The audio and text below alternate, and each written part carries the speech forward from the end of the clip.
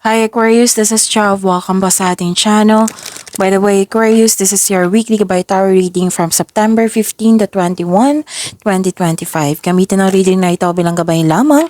Kung naka-resonate kayo, comment down. Tandaan, Aquarius, ito ay general reading po. Kunin nyo lang po kung anong naka-resonate sa'yo.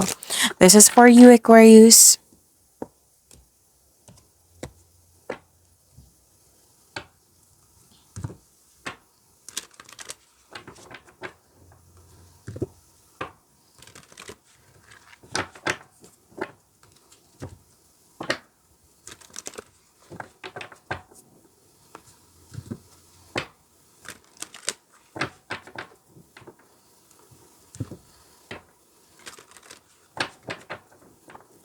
Para po ito sa iyo, Aquarius, ngayong September 15 to 21, 2025.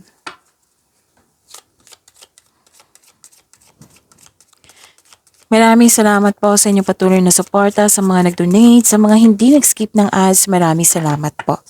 Sa mga hindi pa nag-subscribe, subscribe na po kayo at click bell notification para malaman nyo na may bago tayong video. Para sa mga gusto magpa-reading, comment po kayo ng personal reading. Again, comment kayo ng personal reading and check my reply sa comment section.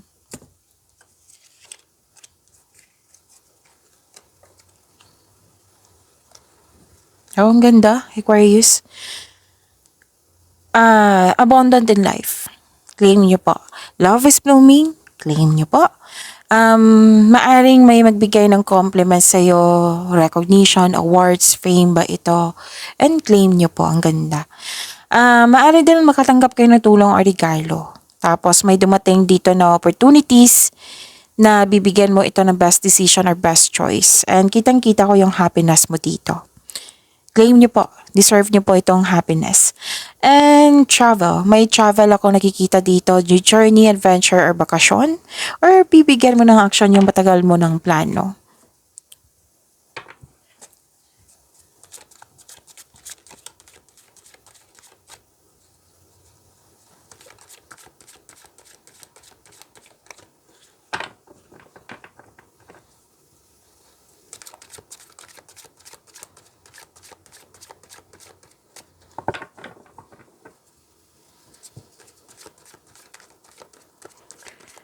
Energy po ni Aquarius ngayong September 15 to 21, 2025.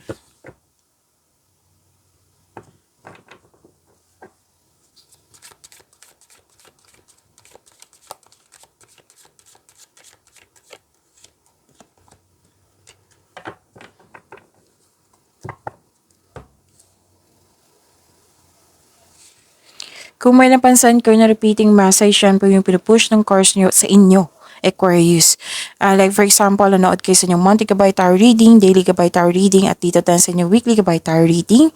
At may napansin kayo na repeating message. Yan po yung pinupush ng course nyo na kailangan nyo bigyan ng atensyon, solusyon, at aksyon kung maaari po. So, na yung energy ni Aquarius.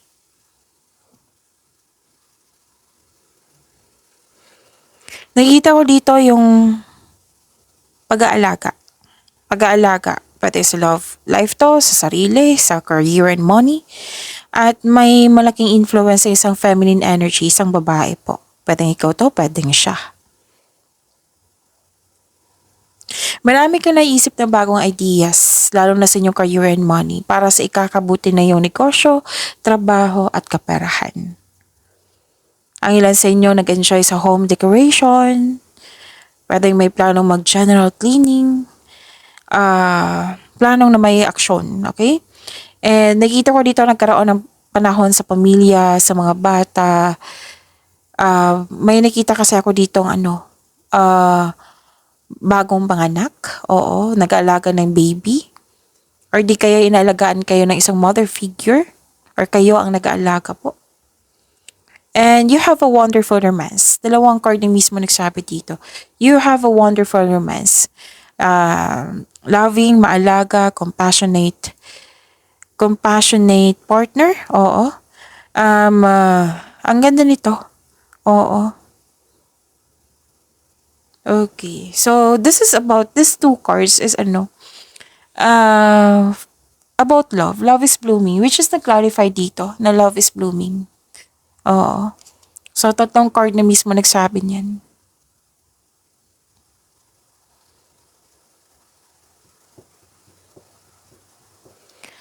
Okay, Aquarius. Gift from the universe. May binigay ang universe sa iyo. Gift from the universe. The divine is offering you a new love. Yes, may parating na bagong pag-ibig which can arrive in many forms. Pwedeng self-love ito, you love yourself more, or pwedeng bagong relasyon sa isang tao, bagong connection sa isang tao, na magbibigay sa iyo ng love, peace, and happiness sa iyong buhay. So, be open sa pag-receive ng gift na ito dahil nakatadahan na to sa iyo. Okay, so open your heart and receive the emotions around you. Pwede din may nagkabalikan, pwedeng may nagkaayos. Yung nakikita ko talaga dito yung support. Pwede ng dalawang tao or ng pamilya mo. Oo, dahil nakikita ko dito yung pagmamahal talaga. Masaya kayo, nagkaroon ng positive emotions flow. So, dalawang card na mismo nagsabi dito na may nanganak, may buntis, may nag-alaga ng baby, or parating na baby. Okay? And, may nakita rin ako dito sa career and money nyo na pwedeng job opportunity to, or new source of income, or any kind of opportunity na makaka-enhance sa inyong kaperahan. So, sabi ng card, huwag mong palampasin na ang pagkakataon na ito, Aquarius. Pwede din, nag-enjoy ka sa mga ginagawa mo dyan. Masaya ka. So, claim nyo po. And, kitang-kita ko dito na you're very focused nagfo-focus ka talaga sa self-love. And you're taking time for yourself. Nagkaroon po ng personal development po.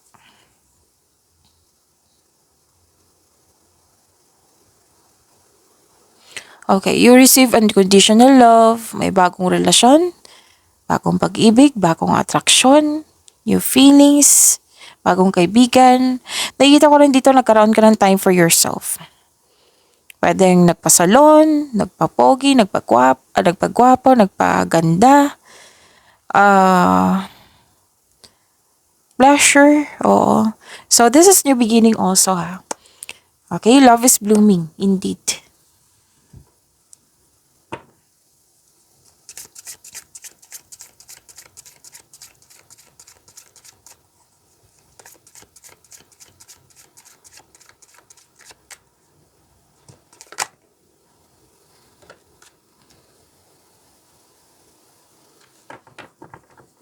Andito po si Angel of Courage.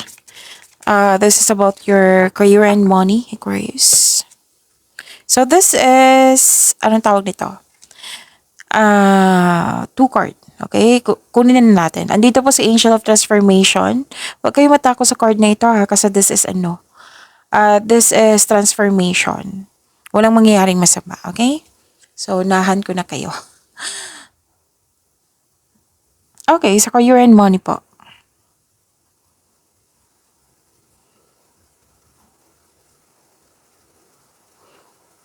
So this is overcoming obstacles, self-assurance, very confident kayo. May importanteng ganap sa passion mo kasi, you're busy kasi may binigay na pagkakataon sa iyo na naka-align sa passion mo. Resilience, nakikita ko rin dito maganda, resilience. And very you're taking an action together with courage. You're moving forward, nag-move forward ka with courage. You have inner power. Strength kasi to Naging malakas ka. Okay, you have a confidence and persistence in your career. You are eager to achieve a successful outcome sa negosyo mo, sa trabaho mo. Basta po, na-challenge kayo ngayon, pero harapin mo to kasi naka-align to sa passion mo. And I think this is expected nyo na marami kayong gawain ngayon for kayong week na ito. So, prepare yourself. Time management, maging kalma, maging balanse. Oo. Kasi nakikita ko dito na-challenge ka pero buong tapang tong harapin. Nakikita ko dito, you're ready and you're nag-move forward ka with courage. Okay? Naging matapang ka, naging matatag ka. Mas naging matatag ka. So, don't give up or don't doubt your strength. Basta harapin niyo po. Huwag kayong huminto. Harapin niyo po kung ano man ito. Ma-overcome mo rin ito. Sinabi ng card. May struggle, challenges, ma-overcome niyo po iyan. And, huwag niyong iwasan. Kumbaga, harapin mo. You don't know your own strength until it is tested. Okay? So, malakas ka. Actually, nakita ko dito na may posisyon ka. Lalo na sa trabaho or negosyo. O may-ari ka ng negosyo. Basta nasa posisyon ka. Tapos, sabi ng card, alagaan mo po ng mabuti itong posisyon mo. Kumbaga, balanse, alagaan. Pwede din lalabas ka sa comfort zone mo.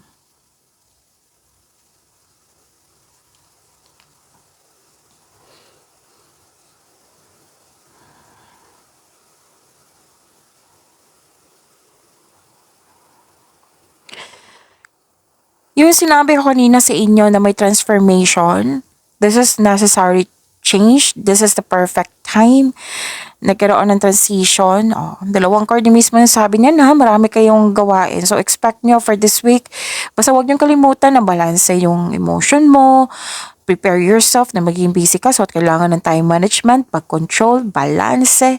Oo. So, iwasan nyo magkaroon ng stagnation kasi mukhang may tatapusin kayo dito na gawain. It might be may deadline or may nag-expect. Oo. Dalawang card din ang mismo nagsabi dito na dalawang card po nagsabi dito na may anong tawag dito? Career change ang ilan sa inyo. Paglilipat ng work or paglilipat ng workplace or di kaya hindi kailangan lumipat kundi may bago sa inyong trabaho. Like, it might be may changes sa process para mas maging madali, mas maging magaan. It might be another chapter, another project na naman. Oo, na mas magiging challenge. Magkakaroon ng challenges. Oo. Challenges, ramdam ko na na-challenge ka kasi nakita ko dito na may umaasa, may promises, may commitment. Oo, challenge kasi gustong-gusto mo yung mga ginagawa. Alam na alam mo yung gagawin mo. Okay? And yun, pwedeng ano tawag dito? Mas nagkaroon siya ng pagbabago kasi para mas maging magaan, maging madali. Yan yung nakikita ko eh. Maraming ginagawa talaga si Aquarius. Okay.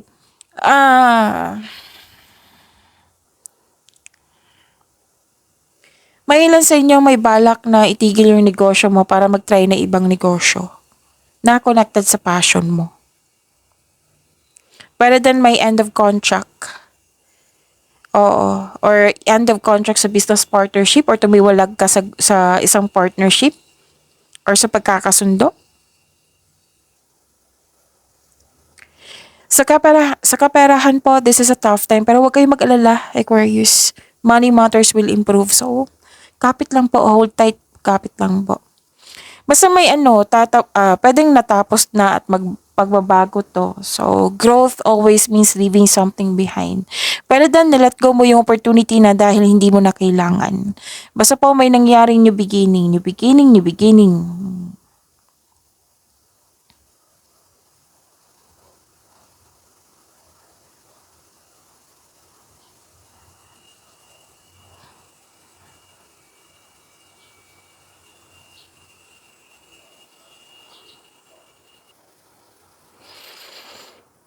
Okay, some of you naghihintay ng feedback from your client, boss, or new employer. At itong balita na ito ay very excited ka. Kasi na alam mong nag-offer to may offer kasi na makatulong sa iyong buhay pinansyal. So, you're very excited sa news na ito. Huwag kayong mag-alala. Sinabi naman ng card nyo dito na darating itong mensahe na ito. At nag-remind ang card nyo dito na huwag magpadalos-dalos, alamin at isipin ang susunod na hakbang. Kasi you're very excited so huwag magpadalos-dalos. Okay? Huwag magmadali. Don't rush things. Magawa po daw kayo ng konkretong plano para magtagumpay itong goal mo. At itong konkretong plano,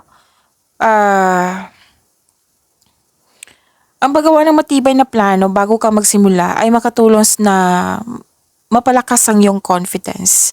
So, you're very excited. Ang ganda nito kasi pagkakataon to eh.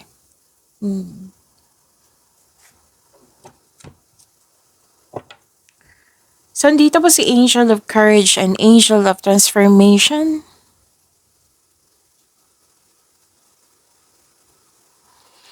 So, to attract more blessings, let us say the power of affirmation. Let us say, andito kasi si Angel of Courage. Okay, let us say, I trust my ability to stay strong.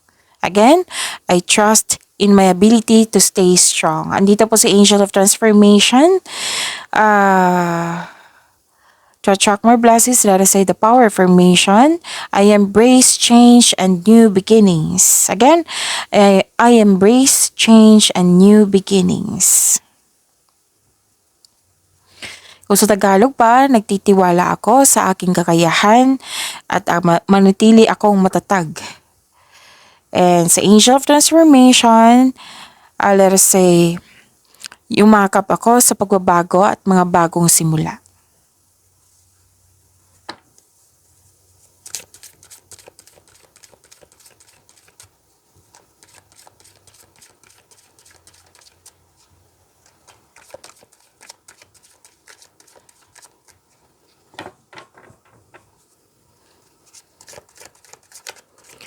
Love life, self-love, partnership, and romance ni Aquarius ngayong September 15 to 21, 2025.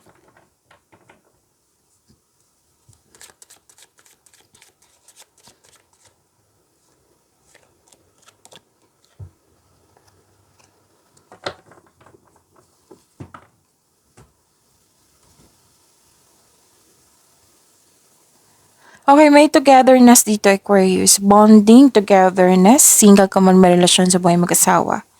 Sa mga single po, maaaring makatagpaw ka ng new partner through friends. Parati itong lumalabas sa iyo. So, pay attention. Para sa mga relasyon sa buhay mag-asawa, maaaring may date. Oo. Monthly, anniversary, or any kind of party or achievement.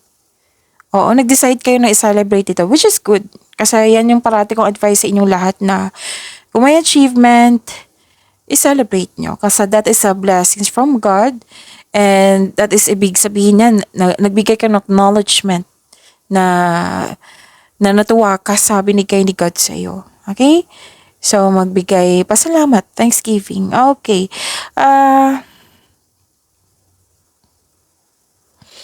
Kasi itong togetherness na ito, itong bonding na ito, this is also means a stress reliever.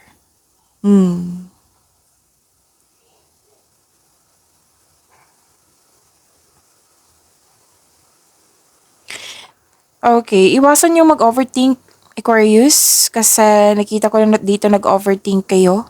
Oo. Kung nagkaroon na ng conflict sa isang sitwasyon or sa isang bagay or sa isang tao, kung tao to, mag-usap at improve your communication. Okay? Communication is the key. Sinabi ng card dito, make change. Kung kailangan mo ng kausap, then go ahead. Kung kailangan mo mag-journal or diary, then go ahead. Oo, make change. Kung pagod, magpahinga.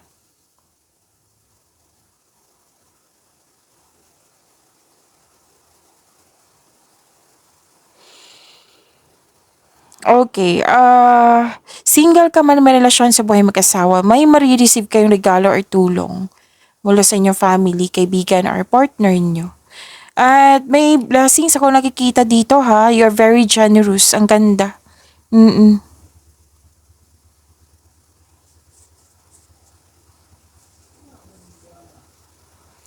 At nakita ko din dito na kampante ka sa kung anong sitwasyon ka. Mas lumawak yung vision mo sa buhay. Okay? And ano pa? Nakita ko rin dito na nagkaroon po ng para sa mga single, parating ng ideal partner mo. So, take things slow, kilalanin mo muna, sabi ng yung card. Enjoy mo yung getting to know each other stage, no? Sa mga relasyon sa buhay mag-asawa, maaring, may pangyayaring aminan or posibleng proposal po. Pag-imanin niyo po yung blessings sa binigay sa inyo, Aquarius, see you tomorrow. Maraming salamat po.